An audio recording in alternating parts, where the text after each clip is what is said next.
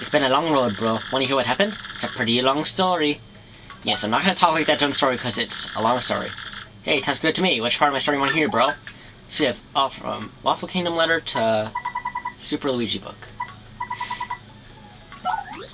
Well, like I said, it's a really long story, but here it goes. I like the song that goes with this. Alright. My big brother, that's you, bro. Got a letter from Princess Peach and took off. Left behind as usual. I was cooking a snack at home when another letter arrived. We don't get so much mail, so I was thinking, huh? This is what the letter said. Sirs, my name is Crepe. I'm a cabinet minister from the far-off Waffle Kingdom. Our land has been attacked by the Chestnut King who took our Princess Eclair. I ask, nay beg, for your assistance. Waffle Kingdom needs your skills. I humbly request your prompt response, sirs. Sincerely, Crepe. Well, I don't remember it exactly, but I said something like that. With Mario, that's you, Brogon. Felt me to answer this plea. Yeah, sorry. Hesitating only a teensy bit ahead of the Waffle Kingdom to investigate. Oh, no, first I wrote a note to myself about what I was cooking. Then I left. Once I reached the Waffle Kingdom, I met Mr. Crepe who filled me in. The Chestnut King had escaped Princess Eclair and vanished. Wait. The Chestnut King had kidnapped Princess Eclair and vanished. Apparently, though, some oracles said a marvelous compass could locate him. This marvelous compass had been broken into 7 parts by an ancient curse. And those parts have been scattered across the land. Can you believe it, bro? Each part of the marvelous compass was set a point to the next. And since one of the parts was embedded in the tiara worn by the princess, I surmised that once I collected all the parts, I'd find her. Smart, huh? The minister gave me the compass base spoken of in the Waffler Fables. When it activated, the entire thing lit right up, indicating the deep south. It was pointing me towards Rumblebump Volcano on a pudding continent. So yeah, here I am, and I'm sailing on a route for Rumblebump Volcano. It's probably gonna be pretty dangerous, but I gotta rescue that princess. Now let's go to Rumblebump Volcano. Well, like I said, it's a really long story, but here it goes. As soon as my ship docked on the pudding continent, I set out for the volcano. To reach my destination, I spent several days fording through the dense jungle. Scary beasts were all over. More than once I thought I was done for, bro. I may have screamed a bit to scare them off, you know, but as fate would have it. A blooper named Bluey heard me shrieking and found me in this one town. Bluey was a journey on his own, but he joined me after hearing my tale. Now Bluey's a madman. Back in his hometown they called him White Torpedo.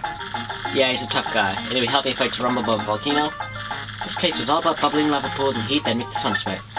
And the place was lousy with evil traps designed to protect the compass piece. The scariest one of all was this gigantic 100-foot tall statue that stopped all around.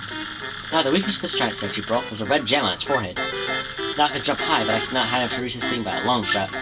So I came up with this plan for Bluey to hit that weak spot. All you, man, I said. I waited for a pause in the statue's movements and hugged Bluey up there.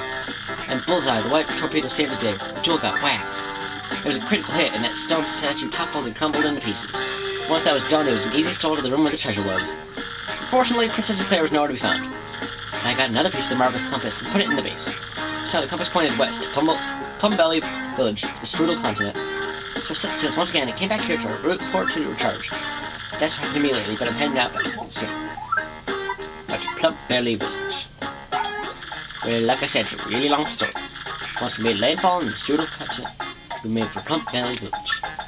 Once we got there, though, we immediately noticed that something was wrong.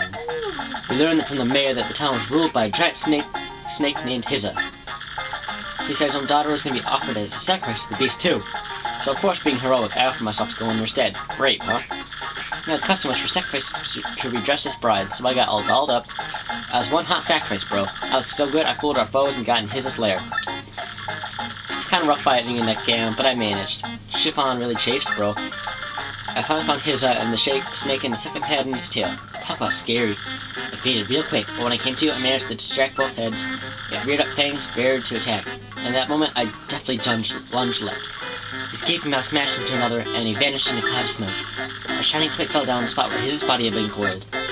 Yes, another compass piece. I set it and pointed it east, to Secret Brick Island. Just as I was about to leave the town, Mary asked me to stay and marry his daughter. I thought about it. She was sort of cute, but we ended up sneaking up the next morning. I mean, I still have to say Princess Eclair from the Chestnut King. When the marvelous compass activated the sound, I heard somebody's voice. It was so beautiful, bro. I'm certain it's Princess Eclair's voice. My heart began to race. That's when I realized it. Princess Eclair. Oh, I kinda zoned out there. So yeah, we set sail again after ditching town. Somehow I managed to get back to Rougeport. Here I am. Circuit Break Island. Just as our boat arrived at Circuit Break Island, we heard this incredible racket.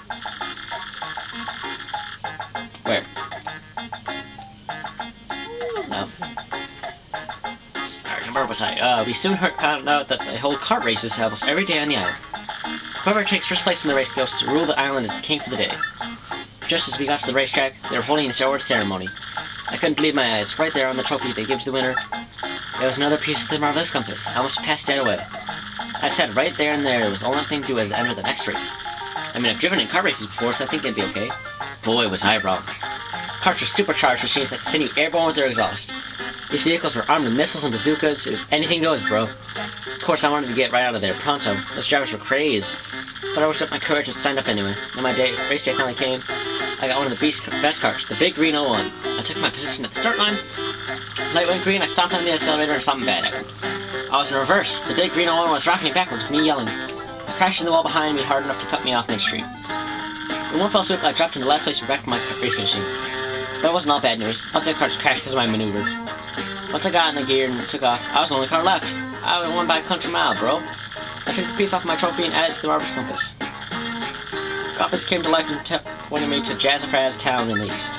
Then I heard that voice. Princess Eclair's voice echoed in my ears again. Oh, my princess, random words from poetry if spoken by your voice. I must definitely save you. Just wait for me. Princess Eclair. Oh, sorry about that, bro. Sorry for that. I got back on my boat and came back here to Ridgeport. That's what ran up with me. Yeah.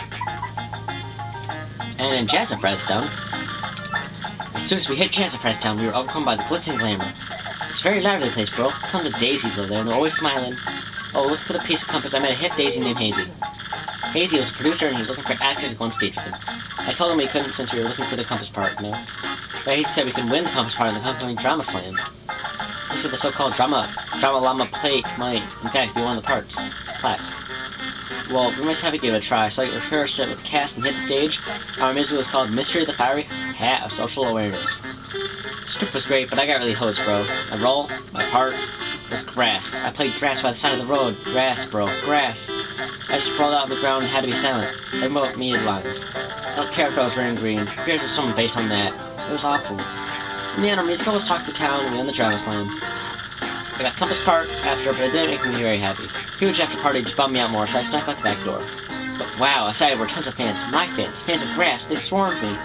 I just couldn't believe it. Imagine cheering for grass. I was ecstatic, bro. After that, I added a piece of the marvelous compass which pointed north. It pointed to the rapturous ruins in Grimble Forest. Then, the voice again. Oh, my cherished Princess Claire, how you soothe me. I would be grass for you. I will find you. I will reach you. I will stand by your side. Be your Luigi. Wow, sorry about that, bro. Oh, yeah, so then I got back on my boat, came back to Ridgeport, and here I am. Another leg of my adventure completed. And in Rapturous Ruins. Well, like I said, it's a really long story. After journeying deep in the Grimble Forest, I found the domed Rapturous Ruins. Inside, everything was pure white. You couldn't tell where the floor became walls. Proceeding dead ahead, I found myself in a chamber where a young boy sat. As I approached the boy, someone named Screamy appeared out of nowhere. Screamy said the boy's name was Cranberry, and that he'd wake for a child of fate. That didn't make any sense to me, so I started searching quietly for the compass piece. But then it happened, bro. I got a tiny tickle in my nose, and I had a huge sneeze. Well, Cranberry must have heard it because he opened his eyes right up. He looked at me and smiled, and all of a sudden I could understand his language. Can you believe it? I learned that the boy was the last of the ancient race, the Luffs. He had been there guarding the marvelous compass piece for the last 1,000 years. He told me that the compass is an item with the power to see into the future. The ancient Luff Empire used the power of the compass to rule much of the world. Because of their greed, they were cursed by the compass and their empire collapsed. Forever repeated fate, Cranberry broke the compass in 7 parts. He hid it in 6 and kept one, putting himself to sleep till the worthy hero woke him. I was that hero, bro. He gave it to me and then the ruins vanished. When I added that piece to the compass, I pointed to the far north where dreaded Hate-Slung Tower stands. This time I heard Princess Eclair's voice more clear than ever before. I'll rescue the princess. I'll be super. And then well, I'll figure the rest out later. Anyway, I headed back here to Rouge Port after that. I'm making my final preparations for my final battle now. I'm a little nervous, bro, but that's what I've been up to anyway. And Hate-Slung Tower. Well, like I said, it's a really long story, yes. Hate-Slung Tower stayed at the top of a jagged, unclimbable cliff beyond the northernmost sea. The winds that whistle down the cliff, howling like banshees singing songs of hate. People say it's pretty much the scariest place in the world, and I had to go there. Blocking out the bone-chilling howls, I somehow managed to reach the tower's door. I was terrified, but thoughts of Princess Eclair warmed my heart and gave me power. All my companions felt the same way. They were with me to the bitter end. The door to the tower swung slowly open and revealed inconceivable darkness. I tried to call Princess Eclair's name, but I couldn't even breathe because, as I strained my eyes in the darkness, I saw the most terrifying beast of all. The Chestnut King himself appeared before me. He was monstrous and drooling. Puddles of toxic goo dripped from his mouth, belching the very ground into their feet. I couldn't stop shaking, but I gritted my teeth and faced the evil beast dead on. I dodged the king's fangs, jumped into his chest, and gave him a hammer whack. My swing split the air and crashed the dead center of the chestnut king's skull. Hope powered me up, bro. I was toe-to-toe to the king, and I was loving it. This is it, I thought. I can win this. I'll risk it all on my next blow. I gripped my hammer, tried to wait for my moment. The tension stung me. Schwack! The ocean wings raged against the tower windows. With that sound as my call to battle, I advanced with no mercy in my heart. And then... I beat him. I defeated the chestnut king. An even worse beast came next, a nightmare thing, but I beat it too. I rescued Princess Sinclair. It was all over. And then I came back to Rooseport and had a light lunch, and that's about it. Huh? You think there's more to the story than that? Not at all. That's it. That's the whole story of the quest for Princess Claire. The end. Well, my adventure won't end here, bro. They'll never end. And then Super Luigi. Actually, you know what? This guy actually novelized my quest. He's been interviewing me. He was actually interviewing me here at the end of the rest of my adventure. I didn't think anyone would be interested in reading a book about Luigi. But Super Luigi came out recently, and check this out, bro. Here in Rooseport, it set a new record for consecutive weeks at a #1 bestseller list. Oh, ho, ho, ho. Hooray for Luigi, bro! I started reading it the other day, but it's an encyclopedic account in multiple volumes. Excruciating detail, bro. It's like a history book. Seemed like one anyway. We've got it in the shop here in Rooseport. How about you snack copy, bro? And which we have the first volume. Want to hear what I've been up to? Just come find me. I'll be around. Let's see. This book, it has... Super Luigi. Let's see, Alright, have you ever experienced a time when no matter how hard you tried, you failed, and time you spent felt wasted? If you ever feel such pangs of regret, try to remember this tale. The story of a young man's quest to save a sweet princess. The day dawned like any other, but little did Luigi know he if ever changed his destiny. So Luigi, danger besets us on all sides, and we beg for your help. The foul Chestnut King has stolen our treasure, our fair princess. Well, actually, basically this is just basically recapping of what Luigi goes through, so I just remember that, it's just a recap in actual word, like real words, and that still has nothing. So I'm gonna go buy probably some life shrooms for our upcoming fun. I'm just gonna buy like one. Alright, geez, that took up like 10 minutes, just this story. Longer than I expected. Alright. Let's just get the life shroom. Yeah, I saw the Spice Storm.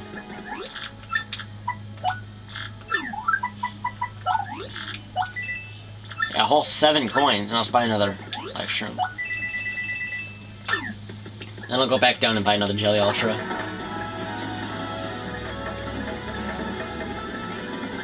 And then after that, I'll do my thing I wanted to do next, at the Trouble Center. Jeez, Luigi's Adventure took up like basically a whole video. But yeah, we still have this, we have back at the Glitz Pit, we can re-become champion. We have Pit of 100 Trials. We have Trouble Center. Some secrets I didn't show off. So yeah, we still have a couple more videos left of Paper Mario.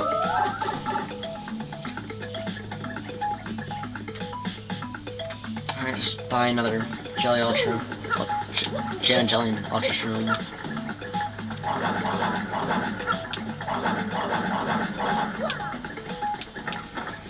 Alright.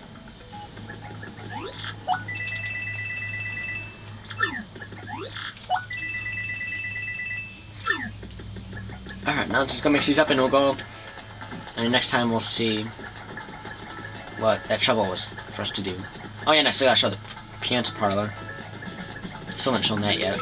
And the games and that. So I'll do that.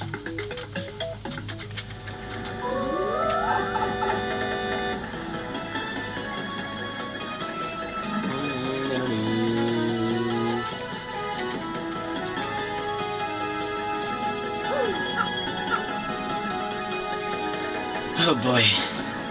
It's been a good game. Kind of short playthrough though. Alright. Clumsy crush a lot.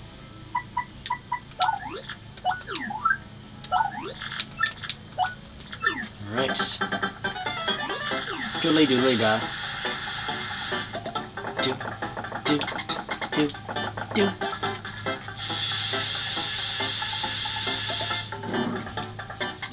Do, do, do. Alright. So next time on Paper Mario 1000 Year Door.